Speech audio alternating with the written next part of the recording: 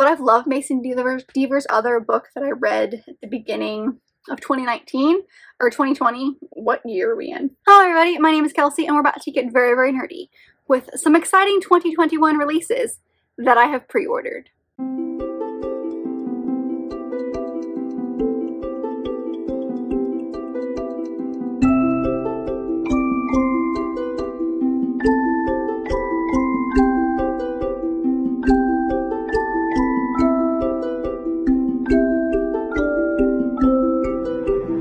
So this can basically just be a glorified anticipated 2020 releases video, but I never know what books are coming out that I'm excited about. I usually have like maybe 2 or 3, but I'm never quite sure until the first couple months of the year what I'm going to be excited about and what I want to pre-order. I usually don't pre-order a lot.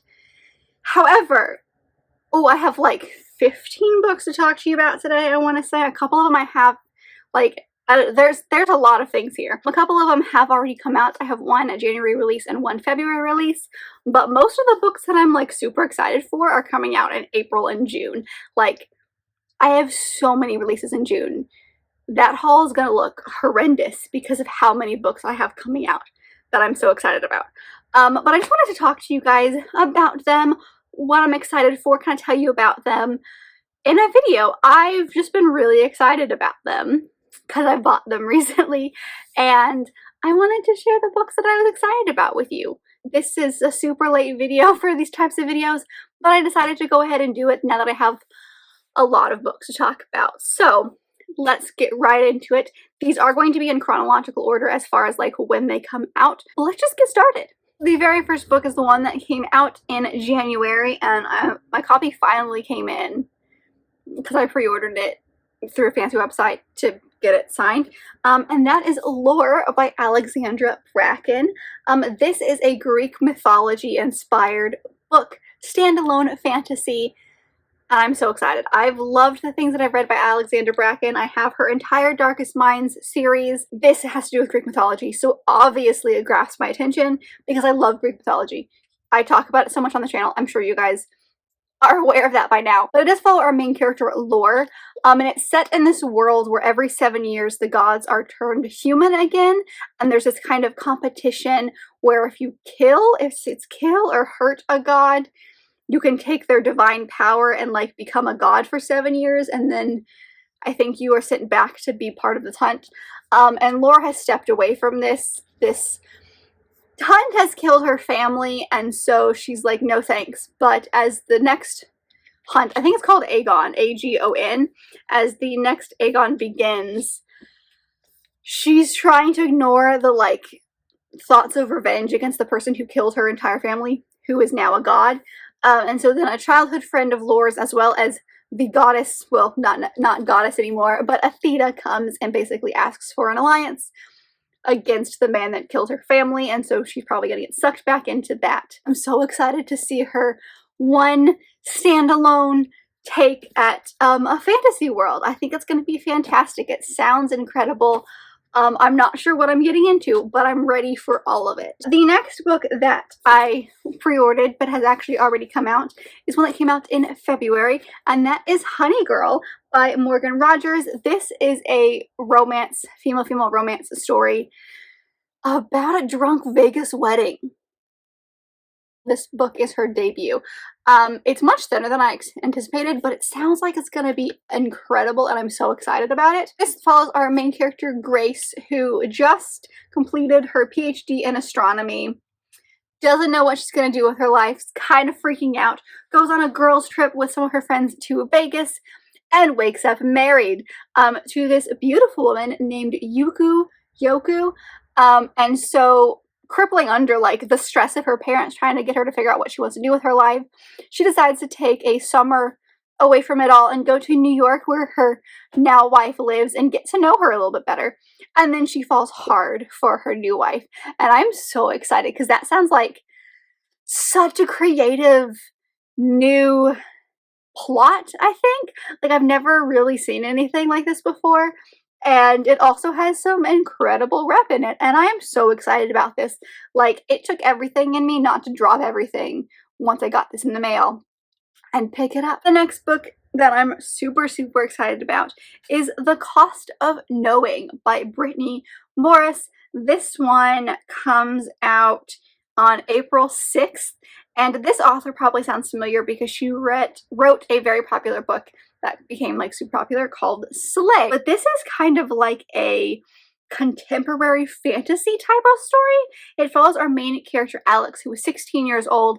He's just trying to be the best he can be. He's trying to be the best employee, the best brother, the best boyfriend, everything he can possibly just try to be the best at, and it doesn't always work out for him. But he also has this really interesting ability that if he can touch different objects, he can kind of see their future. So like, for example, if he touches an ice cream scoop at his job, at an ice cream shop, he can see the future of him scooping out some ice cream. If he touches a car, he can see the future of if that car is going to be okay or if that car is going to crash. But then he touches a photo, which makes him flash, for lack of a better word, to see the future of his brother's imminent death. And so he is racing against time to stop this from happening. And this just sounds like a super interesting ability, a super interesting plot line. It just sounds incredible. And I am so excited to dive into this when it comes out. Another book that is coming out April 6th is To Love and to Loathe by Martha Waters. I just read the first in this companion series in February, To Have and to Hoax, and this follows the two best friends of those main characters kind of getting together. So it is this amazingly sounding story between our main characters Diana and Jeremy. Diana is Lady Templeton and Jeremy is the Marquis of Willingham. And one night at a ball, which actually does happen in the first book, they basically get into this wager of she's gonna find him someone to marry by the end of the year, or she owes him £100. And then just really shortly after that, right before a fortnight-long party in the country, he gets kind of criticized for his bedroom abilities by one of his latest flings, and he kind of freaks out a little bit, so he goes to her because he knows that she's going to be honest with him. So she's helping him get better, basically, and obviously there's going to be a romance there. Plus you've got the added like wager on top of that. I'm so excited for this. This book, I didn't know it was coming out until I read that one that I just finished, and I love her writing. I think she's so funny and snarky, and I'm so ready for this one. I'm so excited for this book. I need it in my hands now. Like, I wanted to read it the minute I finished the other one because it sounded so good. The next one that is coming out is Kate in Waiting by Becky Albertalli. This is her first book that she's had coming out in quite a while that she hasn't co-written with somebody else. This is a solo authored work for her, and I'm so excited. It comes out on April 20th, so that's great. Do I know what this is about? No. I do think it has to do with the drama program though, so like, that's exciting. It follows best friends Kate and Anderson, who are basically joined at the hip. Everyone thinks that they're super, super codependent, but they like to just like hang out. They both have crushes on the same kinds of men, and then a boy comes to their school and they both have like legit crushes on him, and can their friendship survive? That is the question. Oh my gosh, I'm so excited about this. I knew it was about theater in some way because I knew that they're both part of some kind of rehearsal program that talks about them going to theater rehearsals. So I'm not entirely sure if it's all going to take place at rehearsal or not.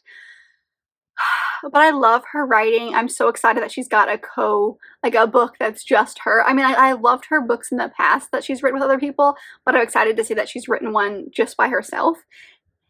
And I think it's going to be great. And so she's definitely one of the authors that I love heart and soul, and I'm so excited for this one. So the next book is How to Find a Princess, the second in the Runaway Royals series by Alyssa Cole. I do have the first one in this series, though I have not read it. I think they are companion novels, just like her Reluctant Royals series, so I'm sure that there are characters that show up in the first one, but I don't think they have anything really to do with each other. But it follows two characters, Makita, who is just kind of struggling. She's lost her job, she's lost her girlfriend, it's just a whole mess. And so the last thing that she wants is to rehash her great-grandmother's, or just her grandmother's, infamous summer fling with a royal. And then she gets visited by an investigator who is charged with finding the heir to said crown. And oh, it sounds like it's going to be a romance story between this woman who is finding out that she's the heir of a kingdom and the investigator who's been charged with finding her. I'm so excited. I loved her Reluctant Royal series, what I've read of it so far, and I'm so excited about this. So this one comes out in May 25th. I'm excited. I've loved this author's work so much, and I'm ready. I'm so ready. Starting off June, the many books that come out in June, is One Last Stop by Casey McQuiston. This is their newest book. Do I know what it's about? Slightly. I know it takes place on a train, but it also has to do with like dual timelines, as far as like one is present and one is from like the 70s. How is that gonna work? That's what I want to know. So this sounds like magical realism goodness. We follow our main character, August, who moved to New York City basically to prove that magic and true love doesn't exist. Then she meets Jane on the subway, and Jane is dazzling and lovely and soon becomes the best part of August's day. Then August finds out that she's not just dressed like a punk rocker, she's actually from the 1970s. I have no idea how this is going to work, because this just gives me like contemporary feelings, but like there's going to be some kind of time traveling element in it, some kind of magical element in it. I don't know what we're getting into, but I've loved this author's previous work, Red, White, and Royal Blue, which was huge on Bookshop when it came out, and I'm sure that this one is just going to be as huge. I've heard everyone talk about it. I've seen a lot of people with arcs of this book. So I am so excited because, like I said, I trust this author. I've loved what they've come out with in the past, and I'm excited to see where this is going to go, because like I need answers on how this kind of like not dual timeline, but like this time traveling element is going to work.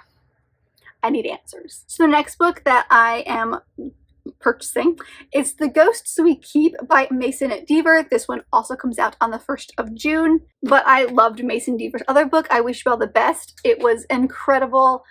I loved it so much, and this is their next big book, standalone book that's not like a short story or something, coming out. So it follows our main character, Liam, whose brother Ethan was killed in a hit and run, and Liam's just dealing with his grief. He's also dealing with kind of the separation, or like a failing relationship, I guess, with some of his best friends, and so he becomes really, really close with this kid named Marcus, who was Ethan's best friend. And it just looks like it's all about dealing with grief, learning to kind of move on, about why we live, why we keep moving, why we should, that kind of stuff. It sounds super hard-hitting. Like, it's gonna give me a lot of feels when I read it, but I loved this author's previous work, like I've said, and I trust them a lot, so I'm excited about the next book they have coming out, and I will be reading it with a tissue box next to me. I just know it. So the next book is A Chorus Rises by Bethany C. Morrow. This is kind of a sequel companion to A Song Below Water. This one also comes out on the 1st of June. I told you, June is going to be a month. This follows teen influencer Naima, and it follows some of the characters from the first book. The first book is all about like sirens and mythical creatures in our everyday life, and sirens are thought of as kind of secondary citizens, mostly because of their siren powers, but she's the one who exposes our main character, or one of our main characters from the first book, as a siren. And so it seems like it's going to follow the events of what happened in the first book. It's kind of a companion series, but it sounds like you're going to have to know what's going on in the first book in order to kind of understand what's happening here. But it sounds like we're just watching her deal with what she's done, basically. And I loved A Song Below Water. So I was really excited to see another book, another companion following some of the characters from this series that I enjoyed, and these covers are stunning, and so I'm so excited to get my hands on this one. The next book I pre-ordered and was interested in purely from the title alone, and that is Jay's Gay Agenda by Jason June. This one also comes out on the 1st of June. Also, like, just that name, this cover, I was sold on that alone. And then I learned what it was about, and I said, oh, I'm sold even more. So this is a debut novel who follows Jay, our main character, who is the only kid in a very tiny Washington town. He hangs out with all of his friends who are very, very straight and talk about all of their straight hookups and relationships. And all he can do is dream of romance. He has a kind of a romance to-do list that he calls Jay's Gay Agenda. And then his family ends up moving to Seattle, which has a huge LGBTQIA+ community, and he can actually start living his true authentic self. He starts checking off some of those items on his romance to-do list, and then he starts to kind of like juggle between old friends and new friends. Is it love? Is it lust? Things like that. So it looks like it's going to be very coming of age for Jay, but that title though, but also love celebrating debut authors.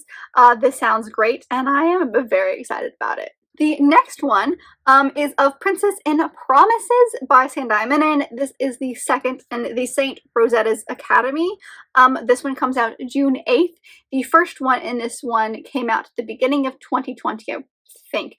And that was Of Curses and Kisses, which is kind of like a reimagining of Beauty and the Beast. There's going to be, I believe, 4 in this series, and each book is going to be kind of a reimagining of a fairy tale with some of the characters from this academy.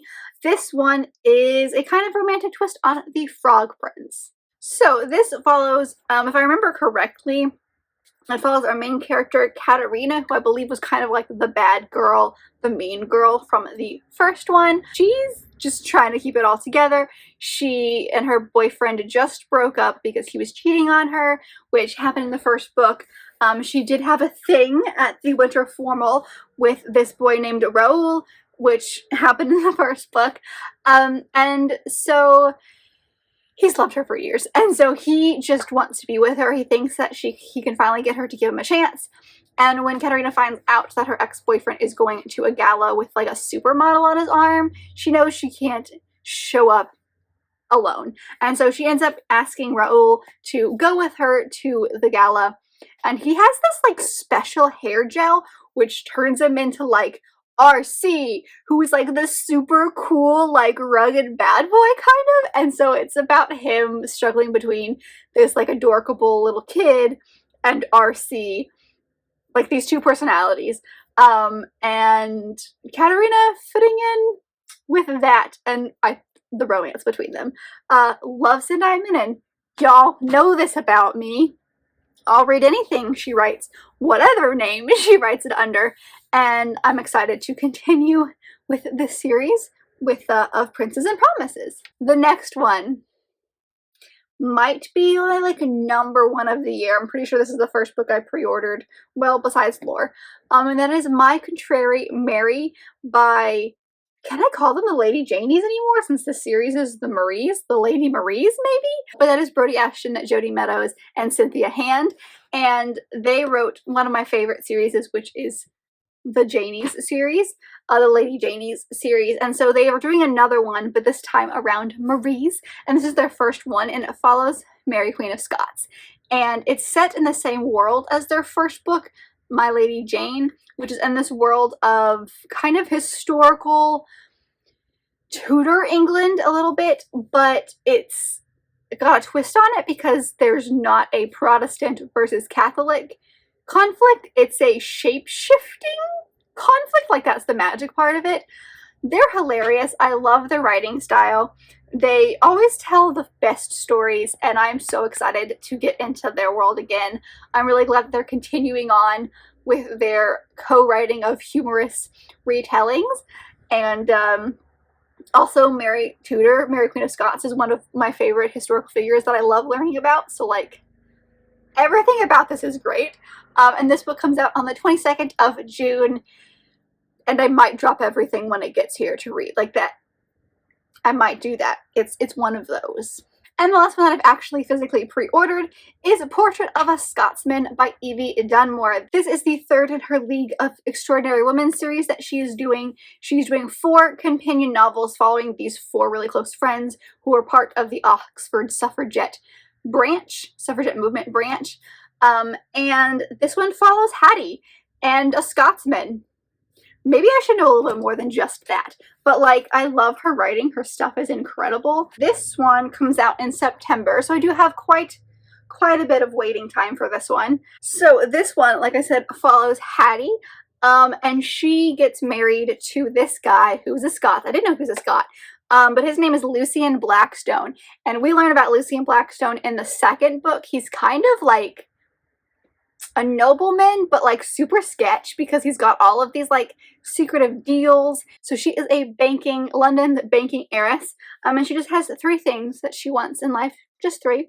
One, she wants to be acclaimed as an artist. She is a huge painter, drawer, everything. You see that throughout the first 2 books.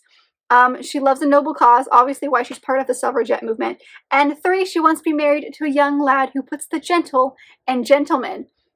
Is Lucian Blackstone that? Probably not. But they end up getting married and then going to Scotland on an adventure, or maybe a honeymoon, maybe just to visit Scotland to kind of figure out where he's from so she can see his heritage, and they form a bond. I'm so excited. I'm so excited. I love that we're seeing all 4 of these girls' individual stories. That makes me so happy, and I'm so ready for Hattie's story. I didn't connect the dots for her love interest until I just read the synopsis.